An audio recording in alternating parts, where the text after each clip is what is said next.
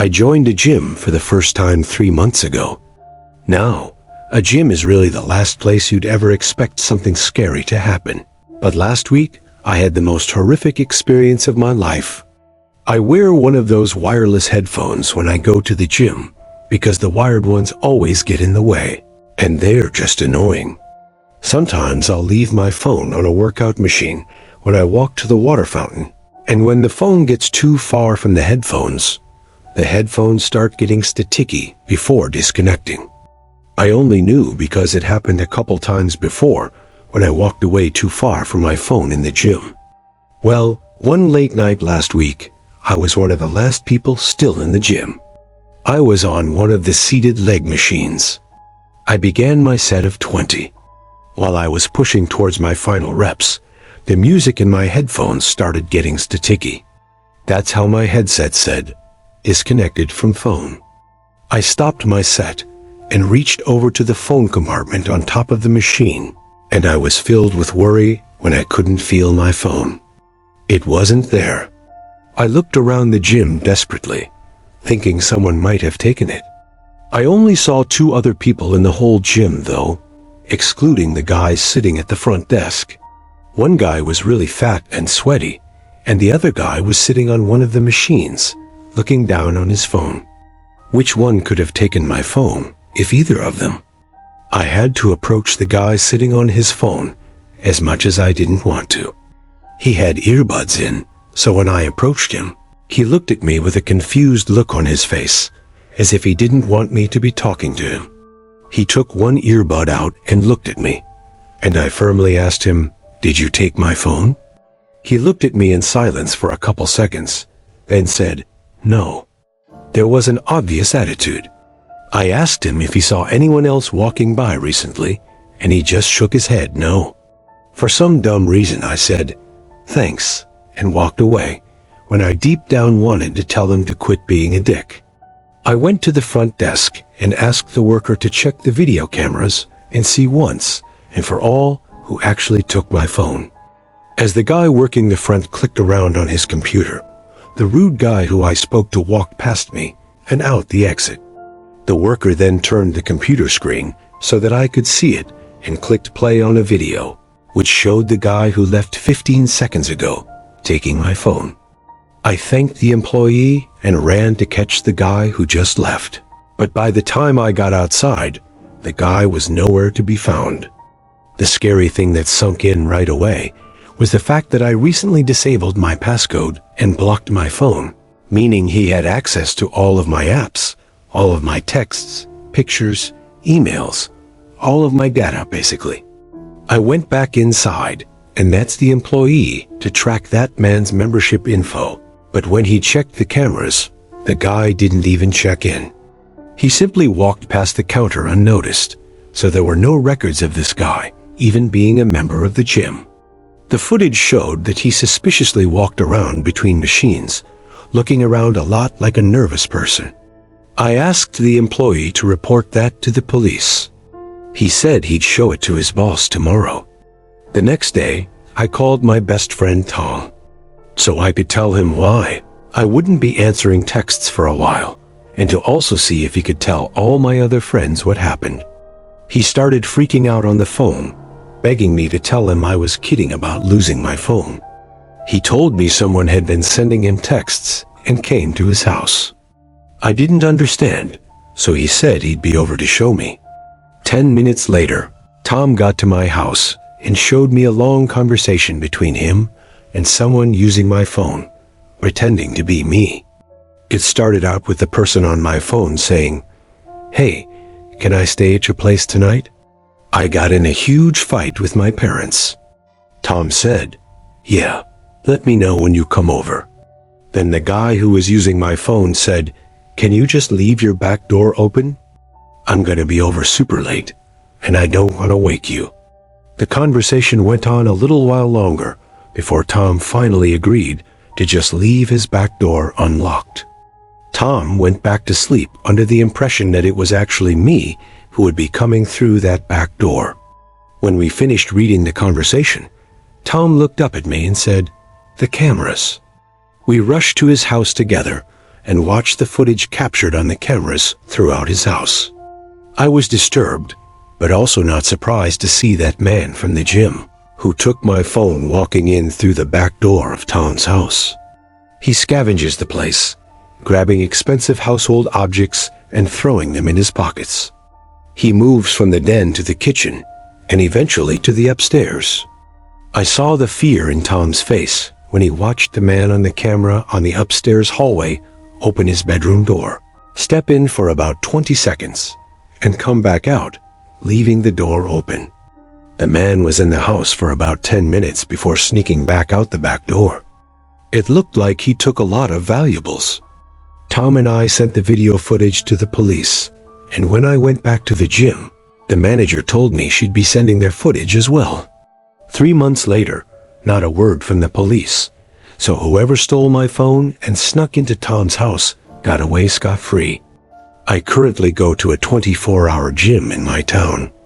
It's usually on the quieter side most of the day, but during the night hours, it really becomes a ghost town. I don't quite understand how they could afford to stay open 24/7. I had to work late one night to cover for someone else's shift, so I got off work at 11 p.m. I planned on heading right over to the gym to get a quick midnight workout in. When I got there, nobody else was there. I was the only one working out, well, only for about 10 minutes, and so I finally spotted someone else working out. It made me feel a little less odd for being there so late. The guy was wearing a beanie and a hoodie. I was sweating just looking at him, to be honest. I mean, yeah, it was cold out, but it wasn't cold in the gym. I barely had enough time to analyze his odd clothing decision before he started staring me down. I looked back for as long as I felt comfortable before deciding to look away. I felt like he seemed to be challenging my dominance because I still felt his stare through my peripheral vision. I kept shooting brief looks back at him to still find him staring at me. I tried my best to ignore it and went on with my workout. I just couldn't take the starting anymore though, so I went to a different section of the gym where there was absolutely no one around. I was finally able to work out in peace. I was doing bicep curls by the free weights while facing the mirror. That's when I noticed it. That guy in the beanie was hiding behind one of the chest press machines. There was a slight opening between the lifting mechanism and the actual weights on the machine, and through that opening was the guy's face, once again staring at me. I think when he realized that I noticed him, he moved away out of sight behind the machine. I'm way too timid a person to go approach anybody like that, so instead of confronting him, I put the weights down and left the room. I walked straight to the front desk and asked the girl working to tell the man to either stop staring at me like that or to leave the gym. She looked down the aisle of workout machines and saw nobody. I asked her to come follow me. She was clearly very reluctant to do so, but she ended up coming with me to the back room. We looked around the room, but he wasn't in there. In fact, it seemed like he wasn't even in the gym anymore. I apologized and told her to keep an eye out for the man in the beanie. She walked back to her desk, and I kept working out for another 10 to 15 minutes. I waved goodbye to the girl as I left the gym and went to my car. As they put the key in the door lock, I heard manic footsteps hitting the concrete. I was confused at first. It sounded like somebody running in my direction. I turned 180 degrees. Someone was sprinting towards me from the dark. I stood like an animal frozen in headlights for a second as I stared in shock. When the person emerged into the circle of light, onto the light post I was parked under, I was able to instantly recognize the guy in the beanie and hoodie from earlier. I opened the car door and jumped inside, slamming it shut behind me. I slammed my hand down on that tiny lock knob atop the door handle a split second before the man tried to open the door. As I started the car, he started to kick at my door and window. I threw the handle into reverse and stepped on the gas. The car jolted backwards away from the man, and I was able to escape the parking lot safely. I got home and found a bunch of dents in my door from the man's kicks. Admittedly, I should have called the cops or even the gym and warned the girl of the men now that she was alone. Instead, I selfishly just went to bed and told myself I would never go to the gym late at night again. I used to work nights at a 24-hour fitness in New Jersey. I had a love-hate relationship with these shifts. I loved it because very few people would come in during the deep night hours, meaning less people checking in and less weights I had to rerek. I hated it because the man I had to spend the graveyard hour sitting on a desk doing nothing while everybody else was asleep. Still, maybe you would think many strange things would happen during these hours. Or maybe you wouldn't. It's a gym. What could happen? Actually, only one strange incident ever happened while I was there. I was sitting in a chair behind the counter, reading a magazine. Then, out of natural curiosity, I turned to a few people. Well, I guess you would call it a person watching, because there was only one guy in the gym. He wasn't doing anything, though. He was kind of just pacing slowly down the gym, looking around. There's a cutoff between two different sections of the gym, the front and the back. He made a left turn past the wall that separated the two sections, and then he disappeared from my view. So it was back to reading for me. 10 minutes passed, and I forgot the guy was even there. Then, suddenly, everything went dark in silence. Like, literally, the power in the gym just shut out. All the lights turned off, and all the music went dead. It was so dark, I couldn't see 2 feet in front of me. Thank God our phones have flashlights these days. Otherwise, I wouldn't have known what to do. I turned it on and tried to think of what I should do next. I knew some kind of power box was in one of the storage rooms connected to the back section of the gym. I also knew that's exactly where the one guy working out happens to be. On my way there, phone, flashlight in hands, I called out for the patron over and over. Now I was in the back section, still calling for him. Why on earth would he not answer me? There was something so eerie about being in a silent, pitch-black gym and seeing all the workout equipment only through a flashlight. I found the power box in the back storage area, or I guess what I thought was the power box. I tried flicking on and off every possible combination of switches, but the power did not come back on. Since I couldn't figure it out, I guessed it was on me to close up shop and wait for Kathy, the owner, to come fix it tomorrow morning. But first, I had to find that guy. I did a thorough scan of the whole back section, behind all the equipment and all the janitorial closets. Nothing. The only other place I could check back, there was the women's bathroom. I opened the door and called for him once more. My voice echoed into the seemingly empty bathroom. Still, I had to double-check to confirm. I made sure to point the flashlight in every possible direction, so I could see every inch of the bathroom. She only placed a check now where the stalls. Before I could open either of them, though, I started to hear noises, breathing noises, like sickly deranged breathing noises. I had my hand on the door, ready to push it open, but I couldn't bring myself to do it. I said, "Are you in there?" No answer. I got on my knees and looked under the stall door with my flashlight. There were 2 legs standing right behind the stall door, practically inches from my face. He was literally standing on the other side of the stall door. I quickly got up and left the bathroom, heart racing. I ran to the front desk and tried to figure out what to do.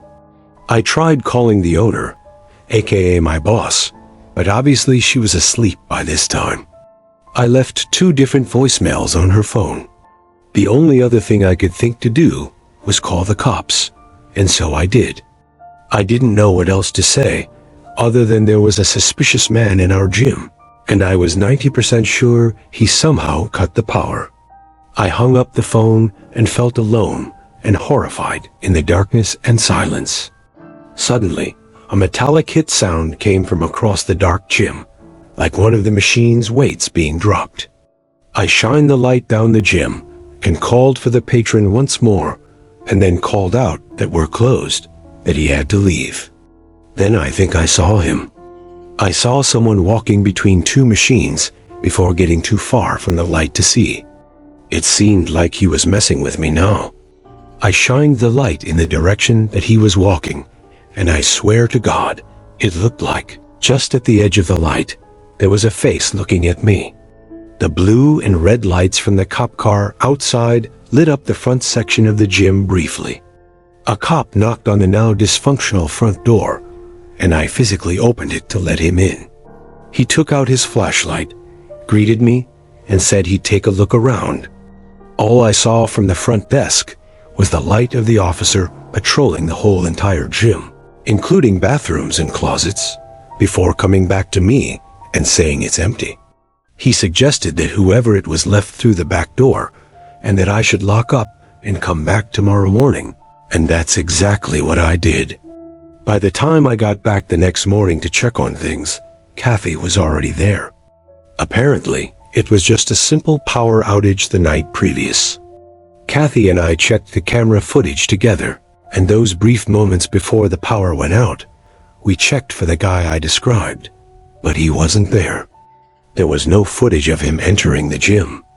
There was no footage of him working out, or even just walking around the gym.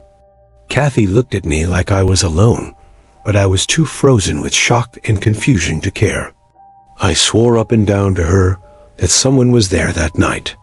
To this day, I don't know if she believed me. I don't even know what to think of that night, but I know I saw someone there that night, regardless of what the cameras might have shown.